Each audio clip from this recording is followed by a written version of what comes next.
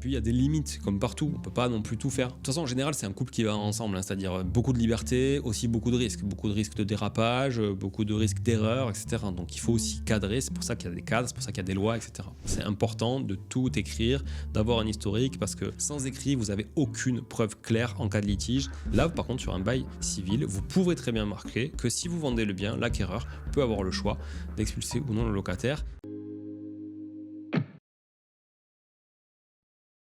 Salut tout le monde et bienvenue sur cette capsule, bienvenue sur Money Tree. Ça fait longtemps que j'ai pas fait une capsule solo, ça fait longtemps que j'ai pas fait une capsule face cam, ça fait longtemps que j'ai pas fait une capsule à la voûte studio aussi, donc je suis très content de vous avoir. C'est une capsule que je voulais faire depuis un petit moment. Aujourd'hui, on va parler du bail civil. Qu'est-ce que c'est le bail civil? On connaît souvent le bail nu, le bail meublé, le bail loi 1989, etc. On parle souvent de ce type de bail en matière d'habitation, mais là on va parler de bail civil et en l'occurrence quels sont les avantages, quels sont les inconvénients, comment fonctionne un bail civil, et on va voir que ça présente de nombreux avantages dans certains cas, mais évidemment il n'y a pas d'avantage sans inconvénient, et le but c'est de faire un petit tour d'horizon de tout ça, encore une fois en toute objectivité, en essayant d'être le plus exhaustif possible. Il se peut comme d'habitude que j'oublie des choses, il se peut comme d'habitude que ce soit peut-être pas aussi exhaustif que ça pourrait l'être. J'essaye en tout cas que ça soit le plus clair possible pour tout le monde, mais c'est pas évident d'être hyper exhaustif et hyper dans la vulgarisation aussi en même temps, donc pardonnez-moi cher maître si jamais il manque des choses. Alors déjà, qu'est-ce que on va appeler un bail civil? Ce qu'on appelle un bail civil, c'est un bail de droit commun, hein. C'est aussi le nom du bail qui peut être un bail de droit commun. On peut l'appeler dans les deux manières. Il est prévu par le Code civil, articles 1708 et 1778. Sa particularité, c'est qu'il n'entre pas du tout dans les règles très encadrées du bail d'habitation pour un bail d'habitation de résidence principale ou de bail commercial, alors que vous et moi, on maîtrise davantage ce type de bail en général plutôt que le bail civil. Donc en pratique, il sert à quoi ce bail civil? Il sert à louer à une personne qui ne va pas utiliser ce logement en tant que sa résidence principale. Donc ça, c'est clair. Si la personne à qui vous allez faire signer un bail civil, vous, en tant que propriétaire, utilise le dit logement pour habiter de manière permanente et en faire sa résidence principale, vous ne pouvez pas faire un bail civil. Ça, c'est la première chose. Là, on rentre dans le cadre plutôt de la bail d'habitation. Et donc, après, on a la location nue, on a la location meublée, on a le bail mobilité, par exemple, sur la location meublée, etc. Mais je ne vais pas rentrer dans tous les types aujourd'hui existants. Je vais surtout me focaliser sur le bail civil. Quelques exemples concrets, par exemple, relatifs à l'utilisation du bail civil. Vous louez une résidence secondaire à la montagne, à la mer ou n'importe où, même en centre-ville, donc sur des périodes courtes, par exemple moyenne durée, vous pouvez très bien décider de louer un bail civil car ce n'est pas la résidence principale de la personne. Donc ça, pour tous les gens qui font de la courte durée ou moyenne durée, ça peut être intéressant. Je pense notamment plutôt à la location saisonnière, c'est pour ça que j'ai précisé montagne ou mer, parce que c'est plutôt dans ce cadre-là qu'on fait de la location saisonnière, mais ça pourrait être très bien à la campagne, ça pourrait être très bien en centre-ville, mais en louant en moyenne durée. Donc si vous voulez encadrer ça en moyenne durée, en dehors des plateformes par exemple, vous pouvez le faire avec un bail civil. Autre exemple, vous mettez à disposition un logement de fonction pour un salarié. Logement de fonction pour un salarié, ça veut dire que le salarié l'occupe dans le cadre de sa fonction professionnelle et donc ce n'est pas sa résidence principale puisque par exemple sa résidence principale, il y rentre le vendredi soir chez lui après sa semaine de travail et en attendant, une entreprise va louer un logement de fonction pour un salarié, ou un salarié pourrait très bien louer en direct aussi, en se faisant défrayer ou rembourser, peu importe, ça c'est ça, tambouille par l'entreprise, pourrait très bien louer en direct un logement en tant que bail civil, puisque ça permet d'avoir un logement secondaire. Vous proposez par exemple un bureau, un entrepôt à une association que vous louez, bail civil sans aucun problème, même si là ça paraît plus cohérent dans le sens où ce n'est pas une habitation, donc il y a moins, on va dire, de confusion possible. Vous louez un garage indépendant, hein, donc indépendant c'est vraiment vous louez un garage seul, hein, qui n'est pas forcément rattaché à un bail d'habitation. Vous louez un garage indépendant que vous voulez rentabiliser à côté, par exemple le louant à part. Bail civil, pas de souci, ça c'est peut-être déjà connu de votre part. En tout cas, ce n'est pas clairement un bail d'habitation, ça c'est clair. Ou encore, vous cédez la jouissance d'un terrain non agricole pour du stockage ou pour un usage récréatif, je sais pas moi, terrain de cross, terrain de paintball ou autre, à partir du moment où c'est un terrain qui est non agricole, que quelqu'un va en faire quelque chose, ça peut être un bail civil, bien évidemment, c'est pas un bail d'habitation, même si quelqu'un va y planter une tente pour jouer aux cow-boys et aux indiens, un tipi pour jouer aux cow-boys et aux indiens dessus par exemple. Voilà. Attention par contre, si jamais le locataire en fait sa résidence principale, vous risquez, et surtout le bail, lui, risque d'être requalifié en bail d'habitation, avec toutes les obligations que ça implique. Et vous les connaissez, on a déjà traité les différents types ici de bail, je le dis au singulier, volontairement, ce n'est pas une faute, le type de bail, donc type au pluriel, type de bail, bail au singulier, d'habitation, donc ça vous savez qu'il y a des obligations, vous ne pouvez pas faire ce que vous voulez, etc. Mais on verra justement quels sont les avantages du bail civil. Et donc, en face des avantages du bail civil, il y aura forcément les inconvénients d'un bail d'habitation, et c'est pour ça qu'on va avoir tendance à le choisir. Autre particularité, le bail civil, justement, lui, il est extrêmement souple. Et c'est ça qui en fait vraiment un sujet intéressant. Et c'est pour ça que je voulais traiter le sujet sur ce podcast. Je n'ai jamais parlé du bail civil, pourtant on le pratique. On le pratique, nous, à titre personnel. On le pratique à titre professionnel via Artae aussi sur certains types de locataires et certains types de biens. Et je trouvais ça intéressant de vous partager cette valeur aujourd'hui parce que ça peut vraiment vous sortir une épine du pied aussi. On va parler un peu des modalités financières. Le loyer, c'est la base de tout bail. Le loyer, il peut être totalement libre. Il peut être fixe, il peut être indexé sur un indice, comme l'indice de référence des loyers par exemple, mais surtout, il est hors encadrement des loyers dans les villes où le loyer est encadré.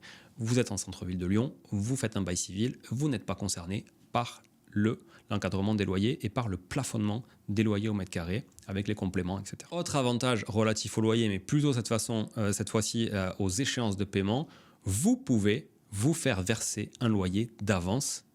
Vous pouvez réclamer plusieurs mois de loyer à l'avance au locataire, ce qui est strictement interdit dans le cadre d'un bail d'habitation, puisque vous ne pouvez vous limiter qu'au mois à échoir, donc le mois à venir, plus le dépôt de garantie qui, selon la location nue ou la location meublée, varie entre grosso modo 1 et 2 mois. Mais vous ne pouvez pas prendre un logement d'avance, comme il se fait par exemple en Amérique du Nord, où je réside maintenant, comme vous le savez pour certains, où vous pouvez très bien demander 6 mois d'avance, demander le premier mois et le dernier mois, etc. C'est beaucoup plus souple. Là, le bail d'habitation, vous ne pouvez pas, mais le bail civil, vous pouvez vous faire payer 1 an d'avance sans aucun problème. Même si la juridiction va dire, attention, il faut rester raisonnable. Relativement toujours à l'argent et au dépôt de garantie, il n'y a pas de plafond légal. Ça peut être 1 mois, 2 mois ou même plusieurs mois. Donc vous n'êtes pas limité non plus. Bien sûr, il faut que ça reste raisonnable, sinon ça pourrait être requalifié en abus et surtout, vous pourriez aussi sortir complètement de la pertinence pour un locataire d'aller signer avec vous, évidemment s'il a le choix de signer ailleurs, puisqu'au bout d'un moment, vous ne pouvez pas non plus demander trop de sécurité, dans le sens où vous avez déjà cette souplesse avec le bail civil qu'on va voir plus tard, et notamment sur la durée, même on peut le voir tout de suite, sur la durée de fin d'un bail civil. La durée, elle est entièrement libre. Ça peut être quelques mois, ça peut être 1 an, ça peut être 5 ans, ça peut être 9 ans. C'est nous et vous qui décidons. On décide ensemble avec le locataire de ce qui est le mieux pour ce type de bail. Donc si le locataire me dit « Ok, moi je veux bien vous louer votre appartement, mais c'est juste parce que je viens bosser la semaine, j'en ai pas besoin le week-end, parce que je rentre chez moi le week-end, mais ce sera pas plus de 6 mois. » Et que vous savez que dans 6 mois, vous avez un locataire solide qui va vous le louer à l'année par exemple, ben vous dites « Ok, pas de souci, on signe un bail civil pour 6 mois, mais par contre dans 6 mois, du coup c'est acté, vous pouvez mettre fin, enfin le bail s'éteint, on va le voir après, et donc vous pouvez aussi mettre un terme à un bail en tant que bailleur, ce qui n'est pas le cas sur un bail d'habitation en dehors, et on l'a déjà vu aussi à plusieurs reprises, du congé pour reprise ou du congé pour vente. Le bail civil n'est pas concerné par ça. Alors justement, je vais vous donner un petit peu peut-être de contexte sur les modalités de reconduction. C'est totalement négociable. Vous pouvez très bien convenir librement avec votre locataire d'un préavis ou de pas de préavis pour le départ, de reconduire le bail tacitement ou de ne pas le reconduire, de le reconduire pour une période plus courte, une période plus longue, etc. Bref, vous pouvez vraiment être hyper flexible là-dessus. Vous définissez toutes les modalités tant que c'est équilibré et que tout le monde y trouve son compte. Évidemment, le but, c'est que personne ne soit lésé dans l'histoire, c'est que ce soit équilibré pour tout le monde. Ça, c'est vraiment aussi un point clé à retenir dans n'importe quelle discussion entre bailleur et locataire. Vous devez être hyper équilibré dans le deal pour que ça puisse fonctionner dans le temps. À noter aussi, une chose importante, sur le bail, vous pouvez inclure une clause de résiliation de plein droit qui vous permet, vous, en tant que propriétaire, de mettre fin au bail de manière automatique à la date précisée en amont, sans avoir à donner un congé, comme je disais, ni congé pour vente, ni congé pour reprise, etc. Donc à ce moment-là, le bail cesse de plein droit à l'expiration du terme fixé sans que le propriétaire bailleur, donc vous n'ayez à donner un congé. Okay, ça, vous pouvez le retrouver dans l'article 1737, si vous voulez d'ailleurs, si vous voulez un peu plus de détails juridiques sur le sujet. Voilà. Le locataire n'est pas obligatoirement protégé non plus en cas de vente du bien. Quand vous achetez un bien qui est déjà loué dans le cadre d'un bail d'habitation, vous devez conserver les termes évidemment du bail et vous devez le reconduire en tout cas dans les mêmes termes qu'initialement. Le locataire ne doit pas être lésé et c'est bien normal. Okay, là par contre sur un bail civil, vous pourrez très bien marquer que si vous vendez le bien, l'acquéreur peut avoir le choix d'expulser ou non le locataire avec des dommages et intérêts qui peuvent être prévus et définis au contrat. Le locataire le signe en connaissance de cause, personne ne laisse personne. Quand on signe un contrat, en général, les parties acceptent tous les termes, sinon ils ne signent pas. Après, c'est aussi possible de prévoir un contrat qui va protéger un peu plus le locataire. Par exemple, un propriétaire qui vend un garage loué via un bail civil, s'il a prévu une clause d'éviction en cas de vente, le nouvel acquéreur peut donner congé au locataire, mais si le bail, au contraire, stipule que le locataire est maintenu dans ses droits, alors l'acheteur devra attendre la fin du contrat.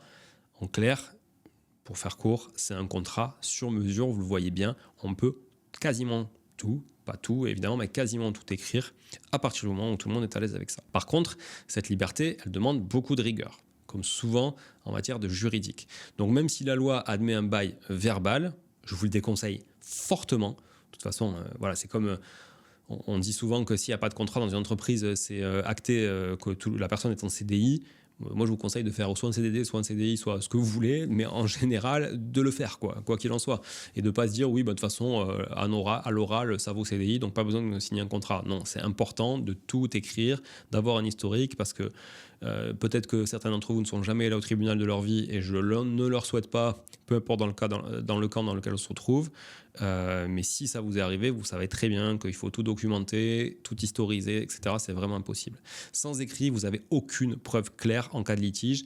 Et un contrat détaillé, ça va vraiment vous protéger, vous, et ça va aussi protéger le locataire, parce qu'encore une fois, il faut que les relations soient équilibrées. Maintenant, on va voir quelles sont les obligations du locataire civil, le locataire qui signe un bail civil.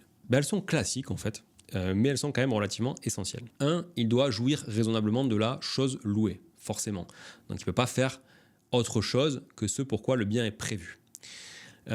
Par exemple, il loue un garage. Si c'est un garage exclusivement stockage, il ne peut pas y mettre sa voiture. Si c'est un garage exclusivement voiture, c'est le cas dans certaines copropriétés où la copropriété n'autorise la jouissance des garages que pour y mettre sa voiture et absolument pas pour du stockage, pour éviter les allées-venues, etc. et que ça se loue à des personnes souvent extérieures à la copro.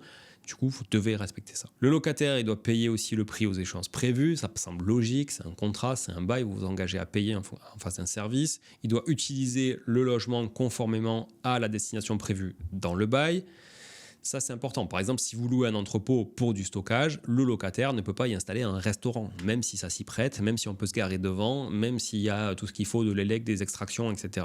Si c'est pour du stockage, c'est pour du stockage. Et d'ailleurs, on le voit ça souvent aussi dans les baux commerciaux. Vous pouvez avoir un bail commercial à usage exclusif, par exemple, et de commerce, agence immobilière. Vous louez une agence et vous mettez dans le bail que l'agence ne peut opérer qu'une activité d'agence immobilière à l'intérieur. C'est-à-dire que si demain, elle veut faire un magasin de vêtements, elle ne pourra pas. Okay, elle devra renégocier un bail avec vous, renégocier des conditions. On va voir aussi les avantages du bail civil. On en a vu, je l'ai dit au fur et à mesure, mais je vais essayer de vous les synthétiser. Pourquoi opter pour un bail civil ? 1, on l'a vu, flexibilité maximale. Franchement, contrairement au bail d'habitation, vous n'êtes pas bloqué pour une durée de 3 ans, vous n'êtes pas bloqué pour une durée d'1 an sur du meublé. Vous pouvez faire un contrat de moins d'1 an, vous pouvez faire un contrat de quelques mois, vous pouvez faire un contrat de 2 ans, ce qui est un peu entre le bail nu et le bail meublé. Voilà, c'est en fonction vraiment de votre besoin à vous, de votre échéance aussi à vous, mais surtout aussi du besoin du locataire forcément.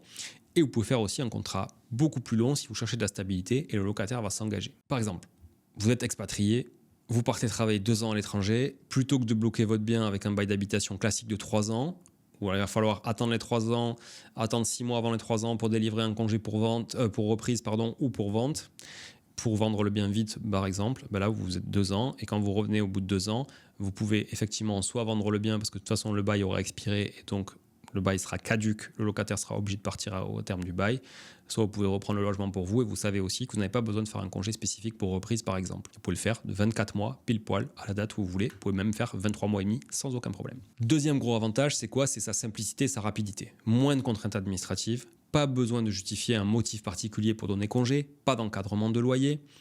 Vous louez un garage indépendant avec un bail civil, vous convenez d'un loyer qui est libre, pas besoin de calculer des plafonds compliqués, etc. C'est très souple, et surtout simple. 3. La polyvalence. Le bail civil, c'est un vrai couteau suisse. On peut faire du garage, de la résidence secondaire, des bureaux, des locaux associatifs, des locaux de stockage, etc. Autant de cas où le bail d'habitation ou commercial ne s'applique pas, mais vous pouvez aussi très bien le faire pour un logement, bien sûr, où là le bail d'habitation s'appliquerait, sauf que l'usage qu'on va faire de ce logement est totalement différent de celui qui rentre dans le cadre d'un bail d'habitation. Et donc, 4, je l'ai dit tout à l'heure, mais je le redis, souple, c'est la souplesse pour le bailleur, souplesse pour vous parce que vous pouvez indexer le loyer à votre convenance, vous pouvez prévoir une récupération rapide du bien, vous pouvez garder le contrôle sur la durée, garder le contrôle sur les conditions et également garder et insérer toutes les clauses qui pourraient vous protéger tout en ne lésant pas évidemment le locataire. Si jamais le bail devait être, on va dire, révisé par un juge par exemple en cas de litige, il faut qu'on voit que c'était pas dans un mauvais intérêt, c'était pas à l'encontre du locataire ou à l'encontre du bailleur, c'était un bail encore une fois équilibré.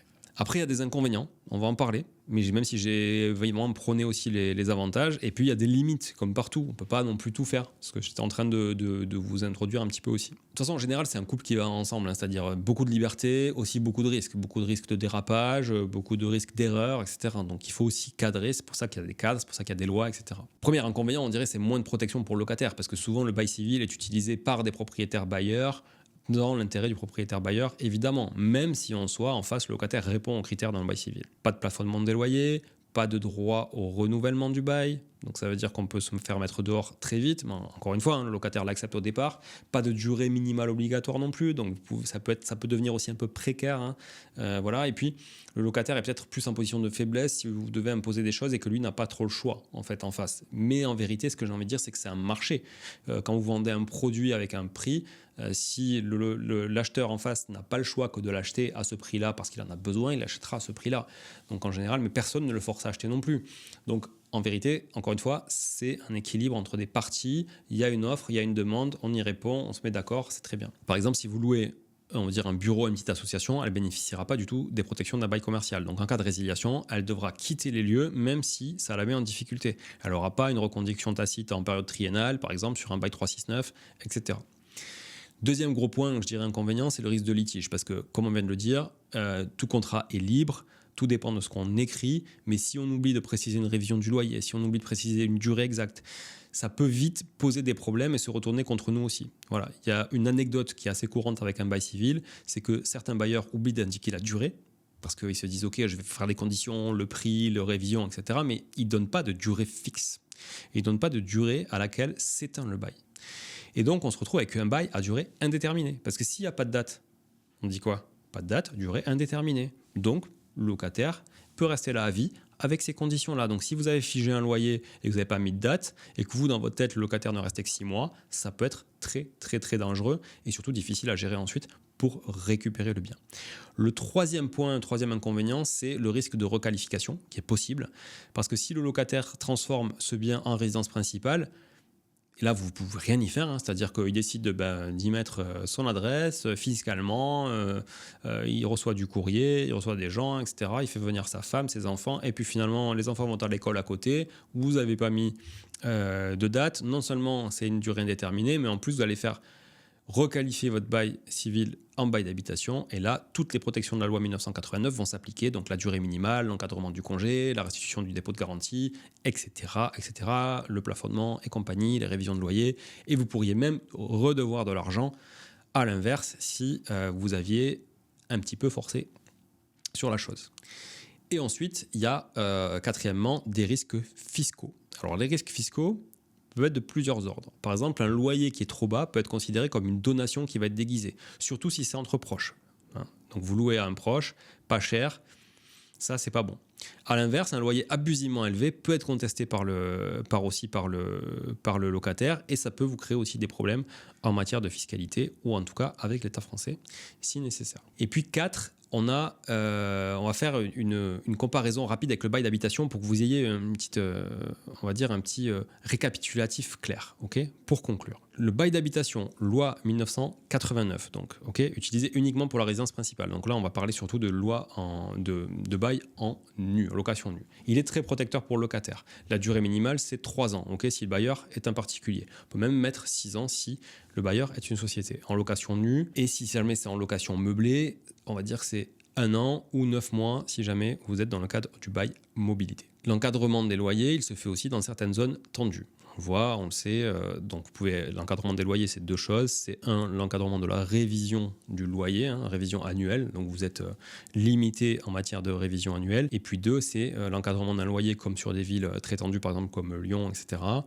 où là, il y a un plafonnement des loyers, donc vous ne pouvez pas en fait louer plus cher qu'un plafond au mètre carré qui est déjà dicté par la ville. Il y a des procédures strictes aussi pour donner congé, on le sait. Congé pour vente, congé pour reprise, avec un timing parfait si on veut que ce soit bien exécuté. Et ça, j'en ai parlé. Le congé pour vente, j'avais fait déjà une capsule il y a très longtemps là-dessus. Elle est toujours d'actualité. Il y a un timing important à respecter. Et ce timing, si vous n'êtes pas dans les clous, votre congé est caduc et vous repartez pour 3 ans. Ça veut dire 3 ans avec un locataire à l'intérieur alors que vous aviez décidé de vendre tout de suite le bien nu ou tout de suite d'occuper le bien, par exemple de le récupérer pour vous si vous voulez le faire. À côté de ça, dans mon bail civil, en face, et on vous met un tableau récapitulatif pour que vous ayez vraiment la différence, c'est interdit pour la résidence principale, mais vous pouvez l'utiliser pour la résidence secondaire, le garage, les bureaux, etc. Et vous avez une liberté quasi totale dans la rédaction du contrat. Ce qui n'est pas le cas d'un bail loi 1989, que ce soit en nu ou que ce soit en meublé, puisque du coup, c'est bien régi et que tous les baux sont quasiment identiques et qu'on ne peut pas ajouter une clause comme ça, comme un contrat de gré à gré. À côté de ça, on l'a vu, moins de protection du locataire du côté du bail civil, parce que justement, il n'y a pas toutes ces protections de la loi 1989. Donc si on résume en bas du tableau, ce qu'on va avoir, c'est un bail d'habitation sécure et rigide, à la fois pour le locataire et à la fois pour le propriétaire, mais qui va quand même protéger davantage le locataire. C'est-à-dire que la rigidité, elle va être plus à l'avantage du locataire.